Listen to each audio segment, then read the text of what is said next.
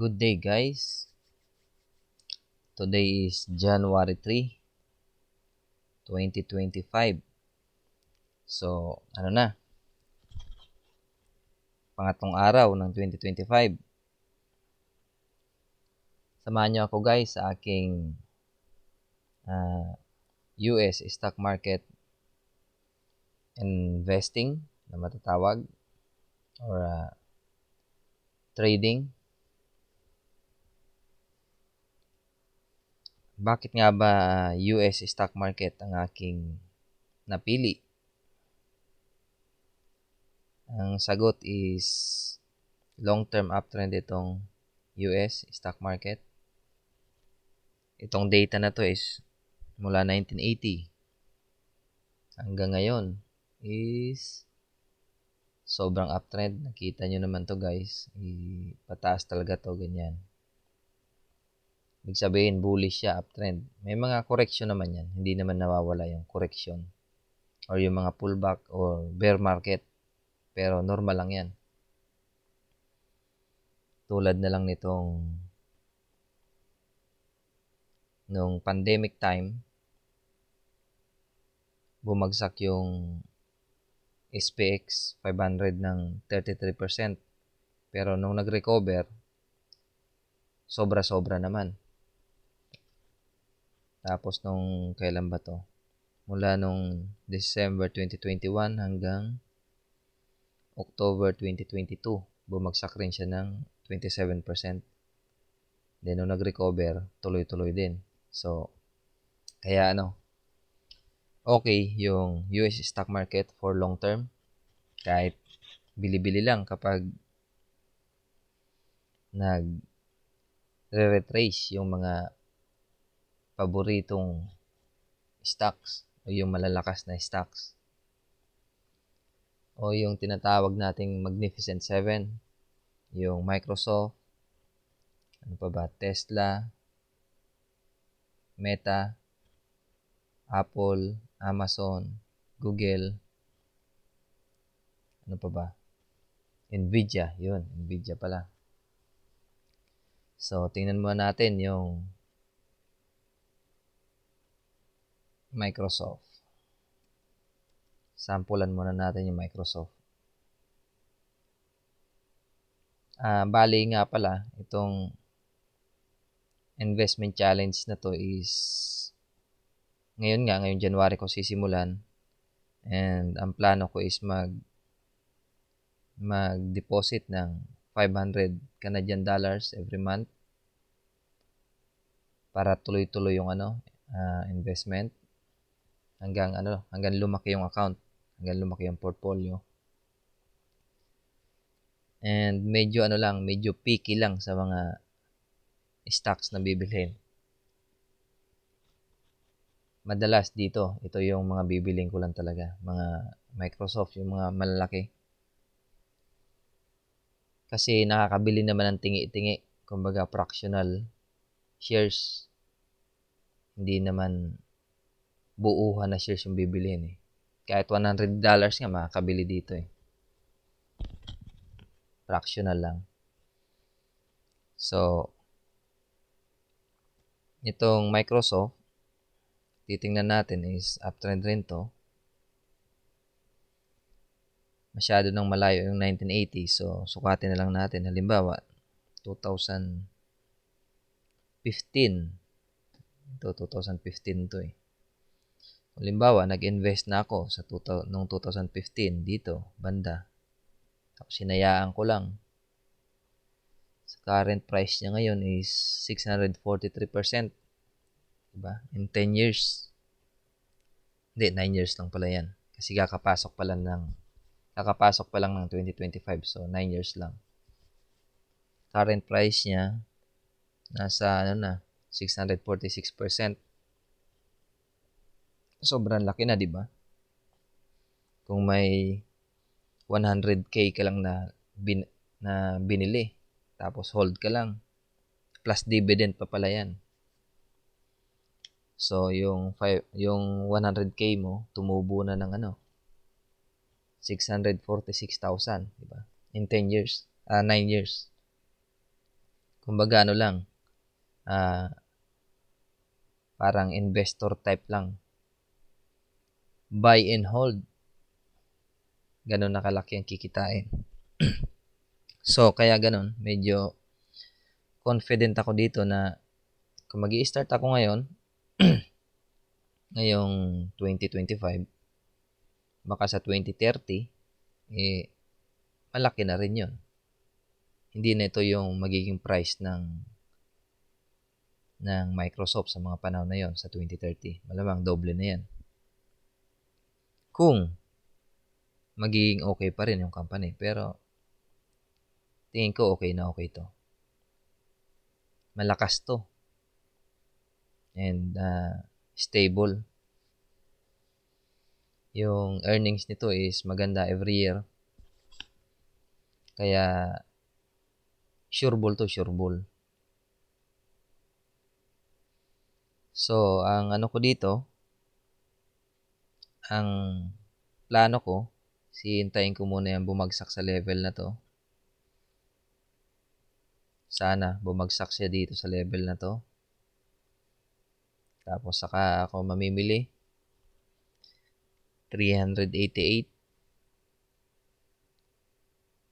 or $390 yan. Diyan sa area naman, mamimili na ako diyan. And kung babagsak pa siya dito, mas maganda. Dito sa area na to, 348 o 350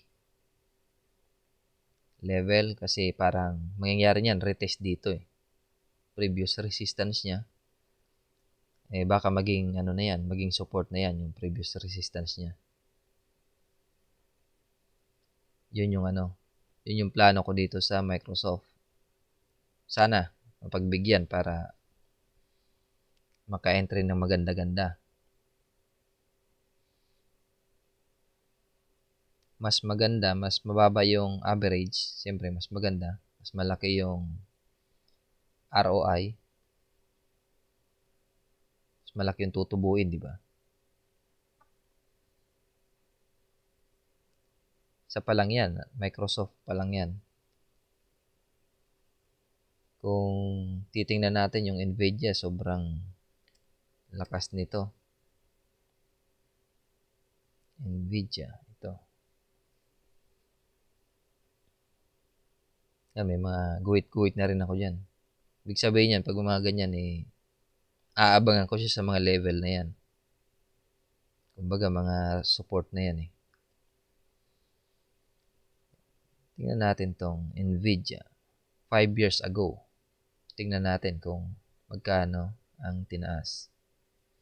About 2021 dito.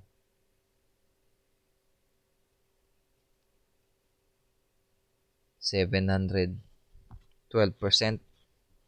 kung sa current price niya ngayon. In ano lang yan, in 4 years. 'Di ba? Laki.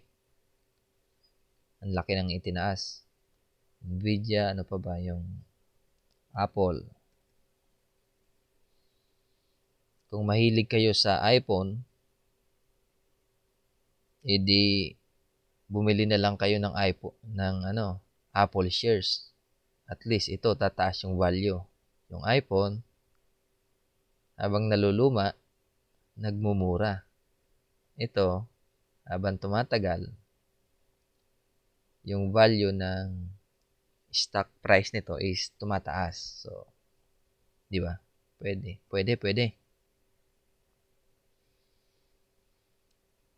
Ganda rin tong Apple na to Sobrang lakas Ayaw mamigay ng maganda-ganda. Mga dito man lang sana Dito level na to. Pag bumagsak dito magkano ba yan? 199, 200. Pwede na yan.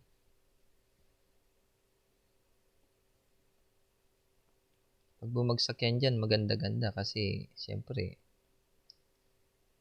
kahit dito lang yan.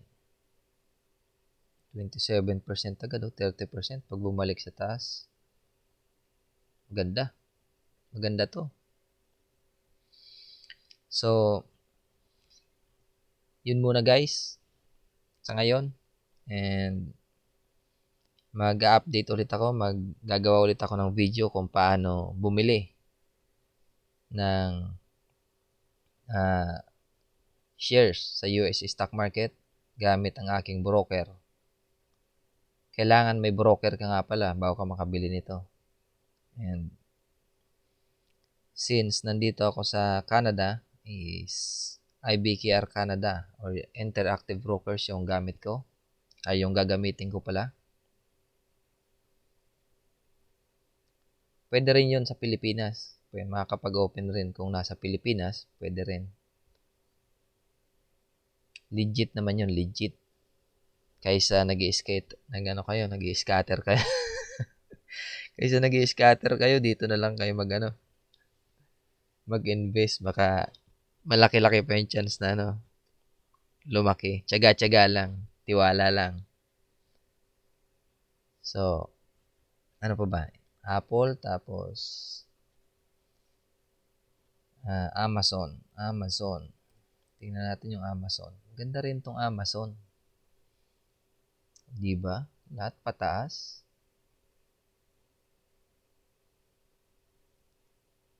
Kaya ngayon, hindi maganda Hindi maganda mamili ngayon kasi pataas na. Nasa taas lahat eh. Gusto natin mamili sa baba eh. Kasi syempre, para mas maganda yung average. Pero syempre, bababa naman yan. Hindi naman yan forever na pataas. Kasi ganyan, kahit naman long-term uptrend yan, may mga may mga pullback na tinatawag o mga retracement. Ito lang sobrang alalim nito. 55%, grabe. Kung medyo mahina-hina yung sikmura mo dyan, babaliktad na. Ikaw ba naman, 55% na yung down mo kung dito ka nakabili sa tuktok na to. Pero syempre, kung may strategy ka, at kung may tiwala ka sa company, alam mo na yung company is kumikita, habang bumababa yan, baka natutuwa ka pa. Kasi syempre, makaka-discount ka eh. Kung yung company is maganda, yung company na binibili mo. Huwag mo lang bibiliin yung mga company na yung mga penny stock nga. Tinatawag nila yung mga basura stocks. Kasi talagang yun. Pag bumaba yun, baka hindi na tumaas. Pero pag yung mga ganitong stocks, yung malalakas, yung mga Magnificent Seven na tinatawag nila, is kapag bumababa, bilhin mo lang ng bilihin. Basta sa magandang area. Kasi sure ball naman tataas yan eh. Kasi kumikita itong mga company na to. Google, tingnan natin si Google or si Alphabet. Di ba? Taas din. Pero bumagsak rin si Google noong 2021 hanggang 2023. Malayo-layo rin, Ilang percent ba? 43% din yung binaba niya, di ba? Yun ang mga masarap sanang saluhin, mga ganyan. Kaya abang-abangan lang natin, guys. Bababa rin yan. And ito, meron nga pala akong isang malapit ng bilihin kasi malapit na sa kanyang support na malakas-lakas. Ito guys, kung titingnan nyo tong AMD, dati bumagsak siya ng 66%. And ngayon, mula sa previous high niya is bumagsak na siya ng 45%. So, kung ako nito, dito ko na talaga siya aabangan kasi downtrend talaga eh. Kumbaga, tuloy-tuloy ang buhos. So, mas magandang abangan dito sa mga 94, 95, kaya 70 or 80. At least kung dito ka dadampot dito sa mga area na to, yung mo, yung downside is maliit na lang. At saka baka mag-bounce na yan diyan, baka pumunta na yan ng ganyan. 'Di ba? Kaya importante rin dito yung yung timing para siyempre para maganda yung average. Kaya yan, may mga guhit-guhit ko na yan kasi diyan ko talaga sila abangan. Sana abutin para ayos ang average. O paano? Sige, ganun lang muna guys. Update na lang ako sa sunod and papakita ko sa inyo kung paano magbili ng fractional shares gamit ang aking broker. Baka next week magsiset ako ng limit orders or yung buy orders. Okay guys, ingat po kayo kung saan man kayong lupalop ng mundo and God bless sa inyong lahat. Bye-bye!